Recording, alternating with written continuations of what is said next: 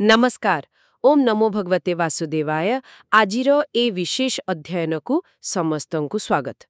आज आमे श्रीमद् भगवद गीतार गोटिए बहुत गुरुत्वपूर्ण श्लोकर गभीर अर्थ भितरकु जिबा। एइटा हेउची भगवान श्रीकृष्णंकर सेही अमृत ज्ञानर अंश जहा से कुरुक्षेत्र युद्ध भूमि रे देइथिले जेतेबेले अर्जुन पुरा विषादग्रस्त थिले।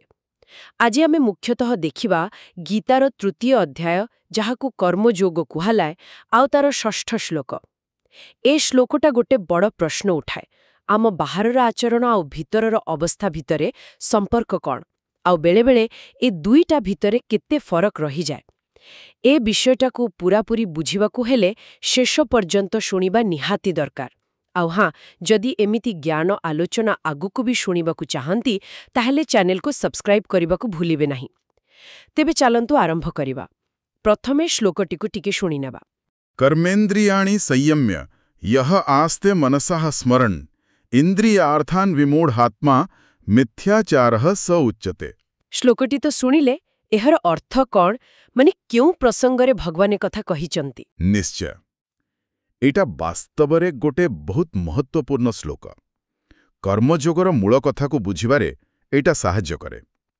आसंतु शब्दगुड़िकु टिके भांगी देखिबा। कर्मेन्द्रियाणि एहार माने हेला कर्म करुथिबा इंद्रिय, जेमति हाथ पाद आमर कथा कहिबा शक्ति ए सबु। संयम्य माने हेला संयत करिकी रोकिकी रखिबा, जोर करिकी। या आस्ते माने जे बसी रहे किछि न करी। आउ मनसा स्मरण एटा बहुत गुरुत्वपूर्ण। मन द्वारा स्मरण करिबा, मने मने भाबिबा। इंद्रिय अर्थान माने इंद्रियर विषय जहाक आमे भोग करू, रूप रस गंध ए सबु। विमूढ़ आत्मा माने जाहार बुद्धि भ्रमित, जी मूर्ख, आउ शेषरे मिथ्याचारः स उच्यते, सेही लोककु मिथ्याचारी कहा जाए। मिथ्याचारी माने कपटी बा पाखंडी। तेणु पूरा अर्थटा हेला जेउ मूर्ख लोक बाहरकु निजर कर्मेन्द्रियकु जोर जबरदस्त रोकिकी रखे, किंतु मने मने से इंद्रिय सुख कथा ही भाबुथाए, ताकु कपटी कहा जाए। ओहो, एते बड़ कथा। माने बाहरकु संयम देखिले किछि लाभ नाही जदि मनटा सेठी लागिछि। एहा पूर्वर श्लोक सहित केमति जोड़ी होउछि? हाँ आज्ञा, एटा बुझिबाकु हेले आमको टिके पछकु जिबाकु पड़िबो। एहार ठीक पूर्वरु माने 3.4 आउ 3.5 श्लोकरे भगवान कहि सारिछंती। से कहिछंती जे केही कर्म नकरी रही पारिबनी, कर्म छाड़ीदेले किछि सिद्धि मिलिबनी, कारण प्रकृतिर गुण आमको बाध्य करे कर्म करिबा पई। तो एई प्रसंगरे ए श्लोकटी आसुछि। जेतेबेले कर्म करिबाटा बाध्यतामूलक, सेतेबेले किछि लोक भाबी पारंती, अच्छा मु बाहर काम बंद करदेबी, ताहेले हयतो मुक्ति मिलिजिबो। किंतु कृष्ण एठी सावधान करौछंती, कहुछंती हेला तुमे हाथ गोड़ बांधी बसीगल, किंतु मनटा जदि से संसार भितरे बुलुछि, सेई सुख कथा भाबुछि, तेबे तुमरे बसीबाटा गोटे देखै हवा कथा, एक छलना। एथिरु तो पूरा स्पष्ट जे मनटा ही मुख्य। शरीर को रोकिबाठू बेसी जरूरी मनकु संभाळिबा। एकदम ठीक। गीतारे बारंबार एई कथा कहा जाइछि, मन ही बंधन आउ मोक्षर कारण। जदि मन आम काबुरे नाही, तेबे बाहरु इंद्रियों को जिते रोकिले भी किछि लाभ नाही। यह ठीक सेमिति जेमिति गाड़ीर ब्रेक मारिदेले किंतु इंजिन पूरा जोर रे चालुछि, बाहरु शांत, भितरे किंतु झड़। सेथिपाई तो भगवान एमिति लोकंकु विमूढ़ात्मा कहिले, माने भ्रमरे पड़िथिबा लोक। से भाबुछि बहुत बड़ त्याग करुछि, किंतु प्रकृतिरे से निजकु ही ठोकुछि। एइटा गोटे प्रकार आत्मवंचना। एहार किछि वास्तव जीवनर उदाहरण देई पारिबे? हाँ निश्चय। धरि नियंतु जणे लोक अछि, से संसाररू विरक्त होई सबु छाड़ी चलीगला। हिमालय रे गोटे गुंफारे बसिला, गेरुआ पिंधिला। बाहरु देखिले लागिबो बाह केते बड़ साधु, केते बड़ त्यागी। किंतु जदि ता मन भितरे सेई पुरुणा कथा, घर कथा, टंका पैसा कथा, किंबा किए ताकु प्रशंसा करू, ए सबु चिंता चली थाए, तेबे तार से बाह्य त्यागर किछि माने नाही? किछि भी नाही। गीता अनुसारे से होउछि मिथ्याचारी। मिथ्याचार शब्दटाकु देखंतु। मिथ्या माने मिछ, देखाणिया।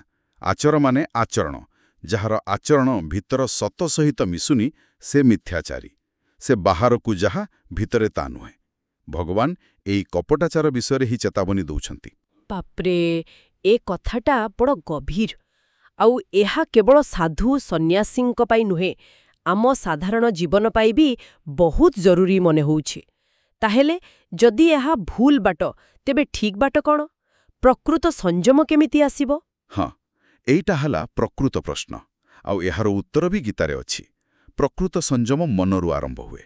ଯେତେବେଳେ ଆମେ ମନକୁ ଇନ୍ଦ୍ରିୟର ସୁଖଭୋଗରୁ ହଟାଇ ଗୋଟେ ଉଚ୍ଚ ଲକ୍ଷ୍ୟରେ ଲଗାଇବା, ଯେମିତି ନିଜ କର୍ତ୍ତବ୍ୟ କରିବାରେ, ସମାଜର ସେବା କରିବାରେ କିମ୍ବା ଭଗବାନଙ୍କୁ ଚିନ୍ତା କରିବାରେ, ସେତେବେଳେ ଇନ୍ଦ୍ରିୟଗୁଡ଼ିକ ଆପେ ଆପେ ଶାନ୍ତ ହୋଇଯାଆନ୍ତି। ଭଗବାନ ଏହାର ପରବର୍ତ୍ତୀ ଶ୍ଲୋକରେ ମାନେ 3.7ରେ ଏଇ ଠିକ୍ ବାଟଟା ଦେଖେଇଛନ୍ତି। ସେ କହୁଛନ୍ତି, ହେ ଅର୍ଜୁନ, ଯିଏ ମନ ଦ୍ୱାରା ଇନ୍ଦ୍ରିୟକୁ ନିୟନ୍ତ୍ରଣ କରି ଆସକ୍ତି ନ ରଖି ନିଜ କର୍ମେନ୍ଦ୍ରିୟ ଦ୍ୱାରା କର୍ମଯୋଗ କରେ, ସେ ହିଁ ଶ୍ରେଷ୍ଠ। ଆଚ୍ଛା, ମାନେ କର୍ମ ଛାଡ଼ି ପଳେଇବା ନୁହେଁ, ନା, ବିଲକୁଲ ନୁହେଁ। ବରଂ କର୍ମ ଭିତରେ ରହି ମନକୁ ସଂଯତ ରଖିବା। ଏକ୍ଜାକ୍ଟଲି।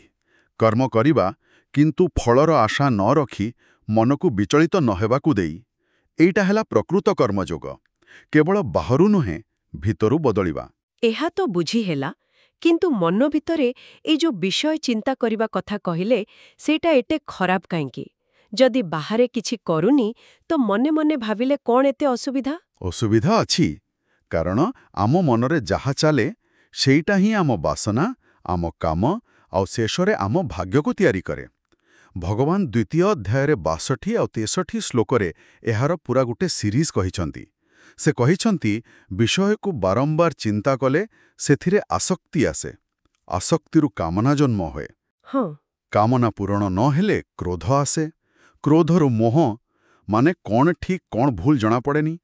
ମୋହର ସ୍ମୃତି ଭ୍ରମ ହୁଏ, ଆମେ ନିଜ ଲକ୍ଷ୍ୟ ଭୁଲି ଯାଉଁ। ସ୍ମୃତି ଭ୍ରମ ହେଲେ ବୁଦ୍ଧିନାଶ ହୁଏ, ଆଉ ବୁଦ୍ଧିନାଶ ହେଲେ ମଣିଷର ସର୍ବନାଶ ହୁଏ। ବାପ୍ରେ, ଏତେ ବଡ଼ କଥା! ଖାଲି ମନେ ମନେ ଭାବିବାରେ ଏତେ ପରିଣାମ? ହଁ, ତେଣୁ ମନରେ ବିଷୟ ଚିନ୍ତା କରିବାଟା କିଛି ସାଧାରଣ କଥା ନୁହେଁ। ଏଇଟା ହିଁ ସବୁ ଦୁଃଖ ଆଉ ବନ୍ଧନର ମୂଳ।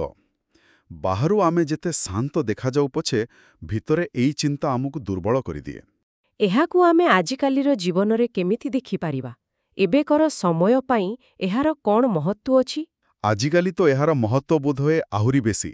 ଆମେ ଗୋଟେ ଏମିତି ଦୁନିଆରେ ଅଛୁ, ଯୋଉଠି ବାହାର ଦେଖାଣିଆପଣ ବହୁତ ବଢ଼ିଯାଇଛି।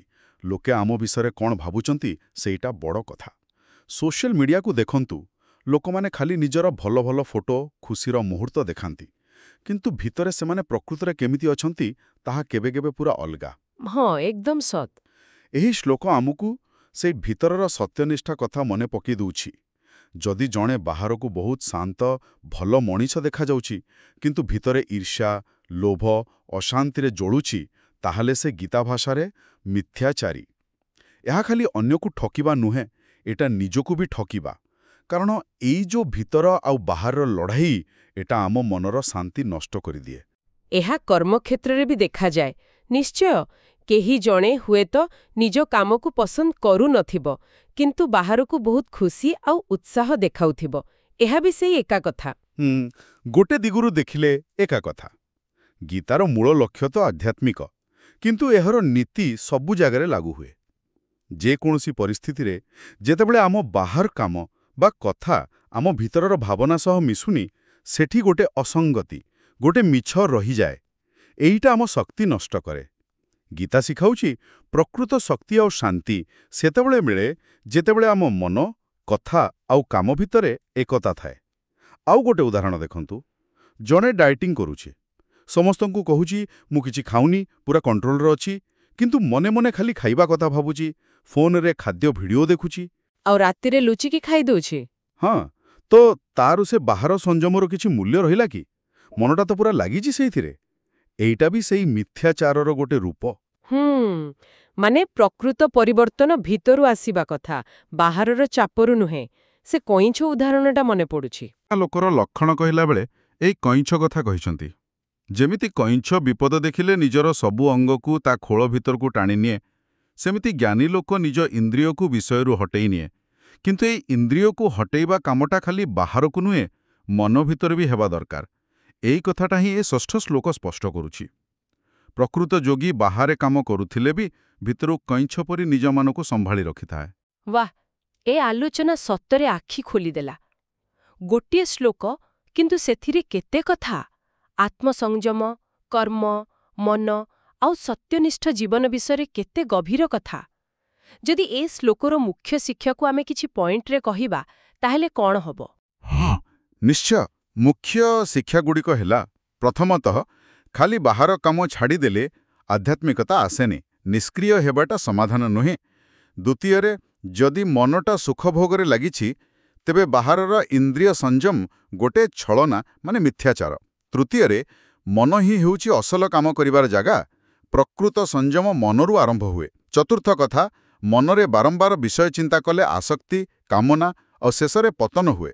ଆଉ ପଞ୍ଚମରେ, ପ୍ରକୃତ କର୍ମଯୋଗୀ ସେ ଯିଏ କର୍ମ କଲାବେଳେ ବି ମନ ଦ୍ୱାରା ଇନ୍ଦ୍ରିୟକୁ ସଂଯତ ରଖେ ଆଉ ଫଳର ଆଶା କରେନା। ମୋଟାମୋଟି କହିବାକୁ ଗଲେ ଏ ଶ୍ଲୋକ ଆମକୁ କହୁଛି, ଭିତରୁ ସଂଯମୀ ହୁଅ, ବାହାରୁ ନୁହେଁ। କର୍ମକୁ ନୁହେଁ, କର୍ମର ମୋହକୁ ଛାଡ଼।